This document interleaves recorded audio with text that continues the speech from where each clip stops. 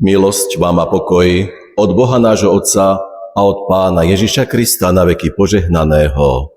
Amen. Milí spoluveriaci, vypočujte si text Písma svätého, ktoré nachádzame napísané v Evanjeliu podľa Jána v 20. kapitole vo vybraných veršoch. Ježiš a Tomáš. Tu však Tomáš, jeden z 12, pri menom Dvojča, nebol s nimi, keď Ježiš prišiel. Povedali mu teda ostatní učeníci, videli sme Pána. Ale on im odpovedal, ak neuvidím stopy klincov v jeho rukách a nevložím si prst na miesto, kde tie klince boli, a ruku mu nevložím do boku, vôbec neuverím. Po 8 dňoch zase boli jeho učeníci dnu, aj Tomáš bol s nimi. A prišiel Ježiš, hoci dvere boli zatvorené, a postaviac sa do prostriedku riekol im, pokoj vám. Potom hovorí Tomášovi, daj sem prst a pozri sa na moje ruky, daj sem ruku a vlož ju do môjho boku a nebuď neveriaci, ale veriaci. Tomáš mu povedal, Pán môj a Boh môj. A Ježiš mu riekol, pretože si ma videl, uveril si, blahoslavení, ktorí nevideli a predsa uverili. Amen.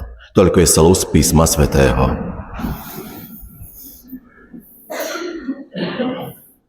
Milí bratia a milé sestry v našom Pánovi Ježišovi Kristovi.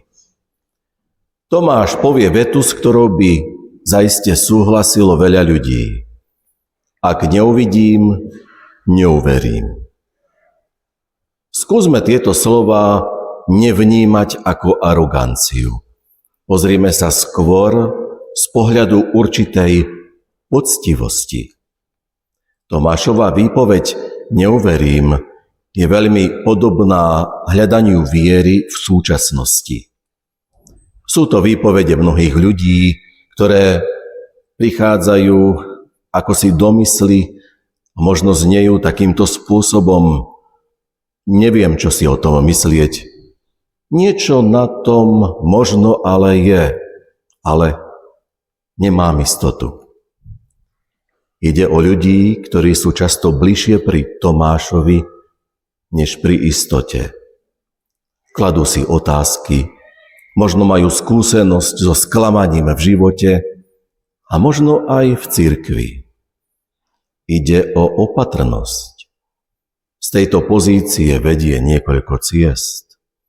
Bude to uzavretosť, ktorá končí slovami, už to neriešim, nedáva mi to zmysel, alebo cesta predstieranej viery, kde si človek povie, tak sa to robí, patrí sa veriť, navonok áno, vo vnútri nič. Tomáš nepovie, no tak dobre, uverím, aby bol pokoj, ostatní veria, tak sa tomu prispôsobím aj ja. Tomáš odmieta predstieranú vieru a preto vykročil na inú cestu.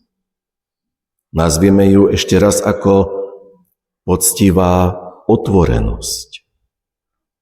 Netvári sa, že je s ním všetko OK, v poriadku, a pritom ho vo vnútri zožiera nepokoj. Nepovie, nikdy neuverím v zmysle definitívy, tak to je koniec.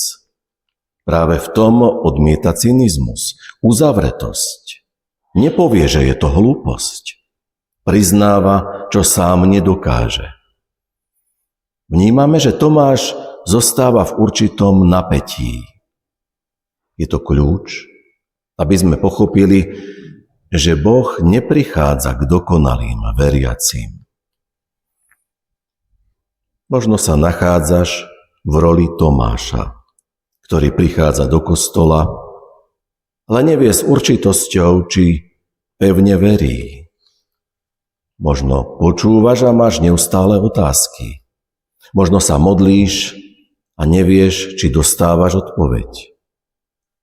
Problém nie je, že napríklad ešte neveríš, alebo si myslíš, že veríš ako si málo. Problém by bol, keby si sa úplne uzavrel a odstrihol všetky kontakty. Lebo Kristus prichádza práve tam, kde je človek poctivý, aj keď ešte nemá všetky odpovede. Boh hľadá človeka s otvorenou mysľou a otvoreným srdcom. Práve tu si môžeme uvedomiť, že predstieraná istota je úplne slepá. Absolútna uzavretosť mŕtva a až poctivá otvorenosť vytvára priestor pre stretnutie. Môžeme to nazvať existencionálnou pravdivosťou.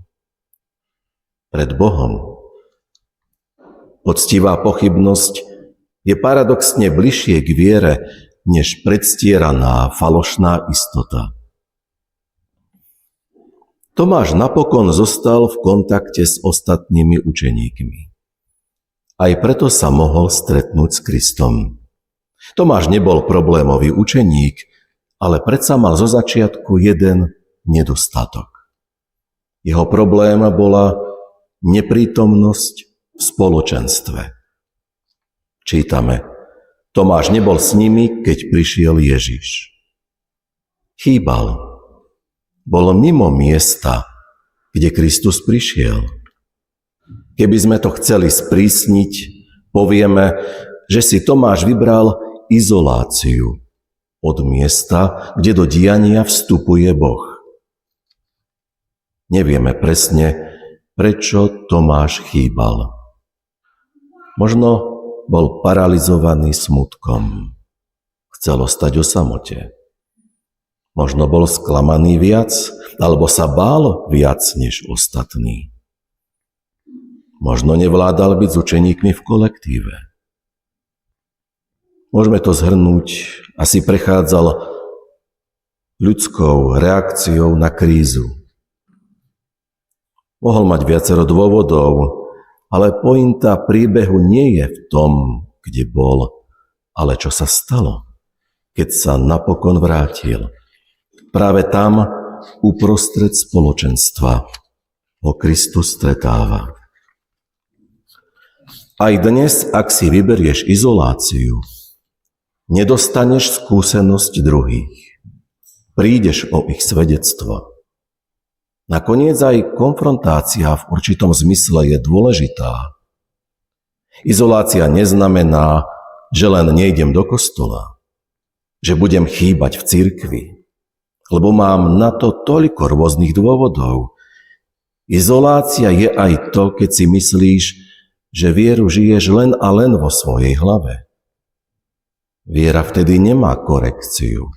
Chýbaš vtedy, keď neprinášaš ovocie viery, lebo si myslíš, že nemáš komu. Viera sa predsa musí prirodzene prejavovať. Inak viera slabne a človek sa môže stať cynickým alebo prázdnym. Ako som inými slovami povedal cez veľkonočné sviatky, viera nie je individuálny projekt. To bolo a je dôležité aj do súčasnosti. Viera nevzniká medzi slovami ja si to nastavím po svojom a celkom sám. Viera sa rodí v priestore, kde Kristus prichádza medzi ľudí, v spoločenstve. Človek potrebuje spoločenstvo a platí to rovnako pre hľadajúceho a takisto aj pre kresťanov, ktorí čelia ďalšiemu extrémizmu, izolácie, a to duchovnej pýche. Rozhodujúce je, že sa môžeš vrátiť. Možno nás zarazí, že vzkriesený prichádza na ďalšiu návštevu až o 8 dní. A Tomáš čaká a pritom sa učí. Nie všetko sa vyrieši okamžite.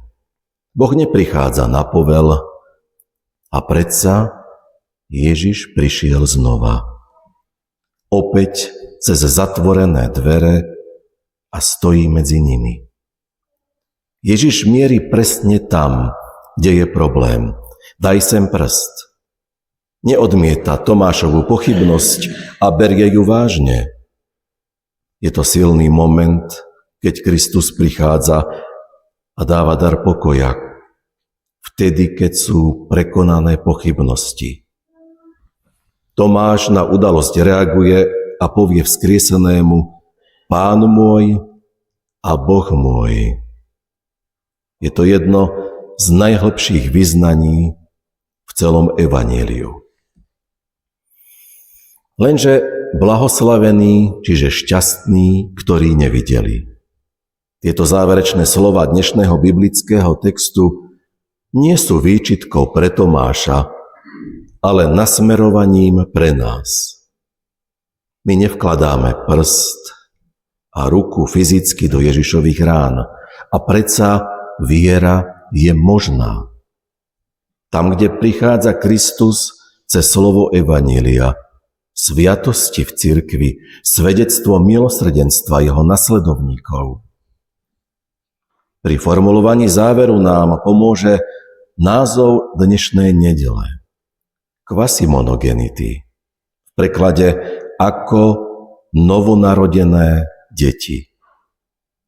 Naznačuje to, že viera nie je hotová vec. Je to život so vzkrieseným Kristom, ktorý rastie. Kvasimonogenity je začiatok latinského prekladu prvého listu Petra 2. kapitoly, kde čítame: Ako novonarodené deti túžte po čistom duchovnom mlieku. Podstatou citátu nie je vykreslenie sentimentality. Novonarodené dieťa neznamená, že kresťan musí byť naivný a stále pekný. Je to poukaz na to, že kresťan má byť na niečo či niekoho odkázaný. Tak ako novorodenec nežije zo seba a nemôže si pomôcť sám. Žije z toho, čo dostáva. Viera je prijímanie Kristovej milosti, Kristovho pokoja. Je to dennodenná, celoživotná cesta s ním. Je to pokrm cez Božie slovo a zotrvávanie v spoločenstve veriacich v cirkvi. Opäť je tu otázka, z čoho žiješ? Rastie tvoja viera? Z dojmov alebo z evanjelia? V mysli alebo v spoločnosti, aby sa šírila ako soľ, čo dodáva chuť? Rastie cez konfrontáciu pokáním a milosrdenstvom voči blížnym? Dieťa nemôže žiť izolovane. Potrebuje vzťah a blízkosť. Potrebuje niekoho, kto ho živí. Rovnako viera nemôže žiť izolovane. Nedela kvasimonogenity nás vracia k jednoduchosti ako novonarodené deti, ako tí, ktorí prijímajú. Teda viera nerastie z našej sily, aj keď naša sila je samozrejme dôležitá, ale viera rastie z toho, z koho žijeme. Teda kresťan žije z toho, čo dostáva od Krista. To nás privádza opäť k Tomášovi, ktorý na prvý pohľad pôsobí ako samorast, ale v skutočnosti nezvláda situáciu. Nevie prijať zvesť akoby z druhej ruky a nevie si pomôcť. Až potom pochopí, že je odkázaný na vzkrieseného Krista. Novorodenec svoju odkázanosť vníma, Tomáš s ňou zápasí. Keď stretne vzkrieseného, vyzná, že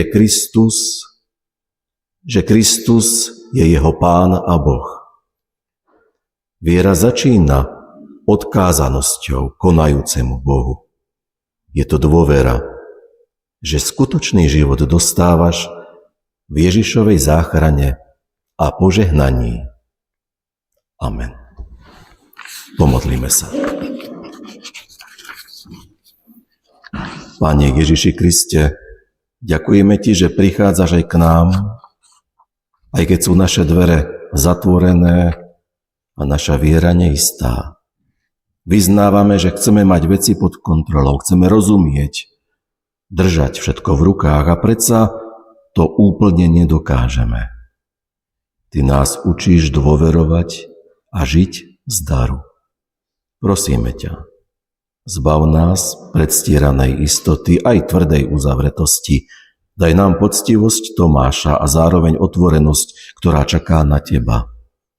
Príď aj k nám so svojím pokojom, osloboď nás od viny a strachu.